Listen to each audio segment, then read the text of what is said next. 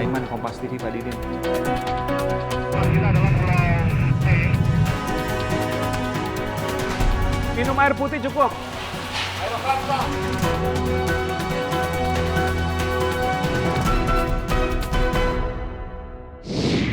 Saudara, saya sempat mewawancari tokoh ini menjelang pemilu 2019. Sejumlah kelebihan melekat padanya, tapi tak lupa pula kritikan. Bagaimana kiprahnya? Inilah tayangan wawancara saya dengannya. Yang akan mendampingi saya sebagai calon wakil presiden periode 2019-2024 adalah Profesor Dr. Kiai Haji Ma'ruf Amin.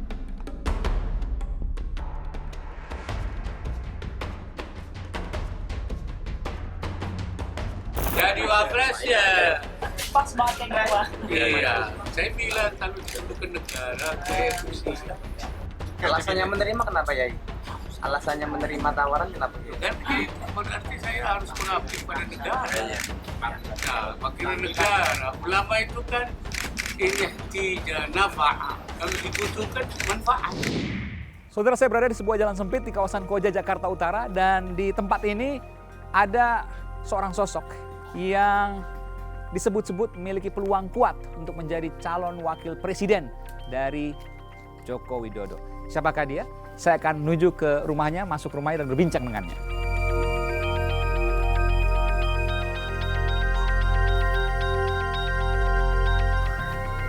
Assalamualaikum.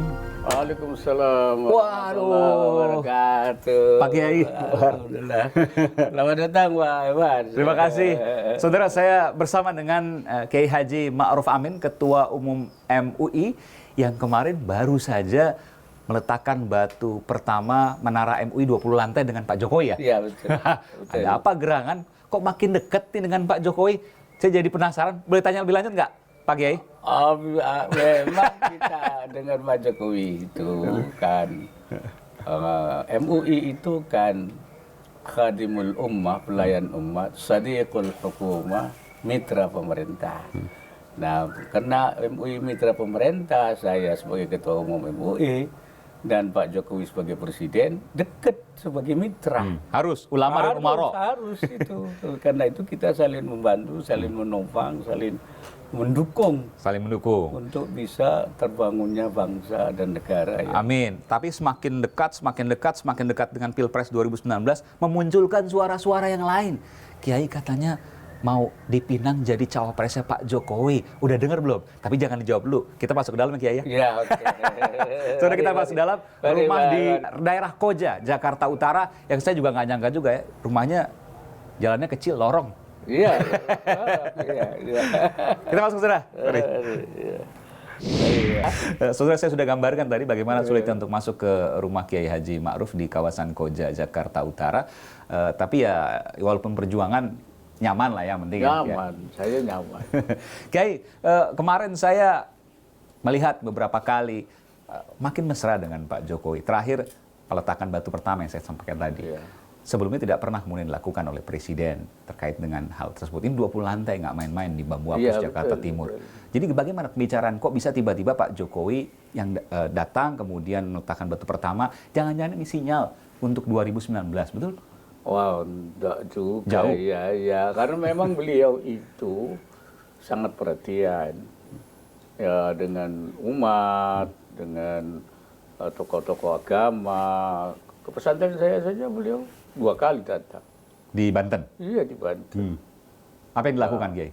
Ya, pertama menghadiri haul, kedua meresmikan Bank Wakaf Mikro, dan ada hubungannya dengan pemberdayaan ekonomi umat. Jadi kemudian juga kita sering bertemu, sering berdiskusi tentang masalah bangsa, masalah umat, tentang ekonomi. 4 mata atau beramai? 4 mata, 4 mata? kadang-kadang. Kiai ke istana? 10 mata, 20 mata.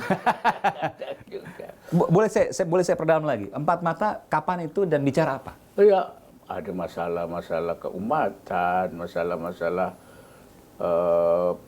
mengenai pemberdayaan ekonomi umat, ada masalah-masalah soal pendidikan yang kontroversial, terus saya bertemu beliau. Di istana? di istana. Di istana. Karena kan dia menghargai ulama, mencintai ulama, makanya mengangkat saya. Saya kan ulama. Pak Yai, ada pembahasan apa yang diusung Pak dalam Pilpres 2019 ini? Tentu saya membantu Pak Jokowi, yang seperti biasa Pak Jokowi kan punya nawacita ya.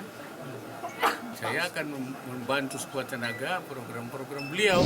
Saya ingat betul waktu itu Pak Kiai datang ke istana beberapa bulan lalu. Pada waktu itu sebelumnya Pak Prabowo Subianto mengatakan bahwa ekonomi yang dibangun di negeri ini adalah ekonomi neolib yang itu adalah mengkritik dari Pak Jokowi. Betul. Dan pada waktu Pak Kiai Ma'ruf datang ke istana, Pak Kiai langsung menyatakan bahwa ekonomi Pak Jokowi tidak demikian.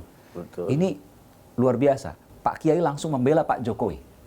Enggak, saya kan ketika keluar dari istana soal lain sebenarnya. Nggak ada hubungannya sama itu. Nah, cuman waktu itu kan saya ditanya oleh wartawan bahwa Pak Prabowo menyatakan seperti itu ya, neolib. Oke. Saya bilang yang saya tahu Pak Jokowi itu tidak seperti itu. Ekonomi neolib ini justru dibangun pada masa sebelum Pak Jokowi, yaitu melalui ekonomi konsep trickle down effect, membangun konglomerat, kemudian supaya netes ke bawah. Ternyata tidak netes. Nah itu jadi lahirlah konglomerasi.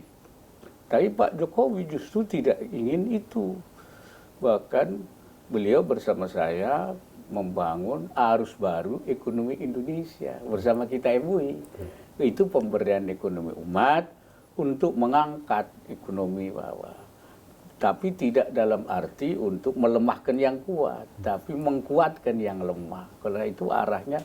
Kemudian beliau membuat semacam konsep merespon ini dengan redistribusi aset, yaitu aset-aset negara yang tersisa. Itu kemudian akan dibagikan kepada pesantren-pesantren, kepada koperasi-koperasi untuk memperkuat ekonomi umat. Kayaknya pembicaranya udah serius nih ke Pak Jokowi, udah bicara soal ekonomi kerakyatan, ekonomi bagaimana kemudian mengakuisisi kembali kemitraan. Ini saya membaca langkahnya sudah lama dari dulu bahwa ada arah Pak Kiai untuk kemudian sewaktu-waktu diajak ke istana. Oh belum, itu kemitraan kita. Saya bilang MUI itu mitra pemerintah. Saya ulangi, khadimul ummah, pelayan umat, sadiqul hukumah, mitra pemerintah. Karena kita mitra, bagaimana kita berkomunikasi sesama mitra itu. Dan saya harus menyampaikan, beliau menyampaikan keinginan, saya merespon, beliau balik respon lagi. Akhirnya terjadi satu proses-proses yang... Ketika di MUI, maka ekonominya adalah ekonomi umat ya, umat Islam tentu. Betul. Tapi ketika nanti di nasional, tentu kan tidak hanya umat Islam yang ada di Indonesia. Seluruhnya. Apa yang bisa kemudian disampaikan dari situ?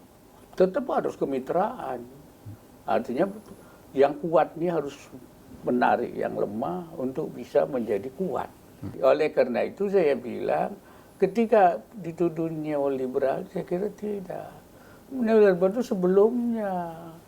Nah, sebelumnya itu siapa? Saya tidak menyebutkan itulah. Orang aja yang menyebutkan si ini gitu loh. Teorinya ini gitu loh. Saya tidak bilang siapa-siapa. Ya. Pak Kiai merasa bahwa Pak Jokowi lemah dari sisi agama sehingga membutuhkan Pak Kiai untuk menjadi pendamping?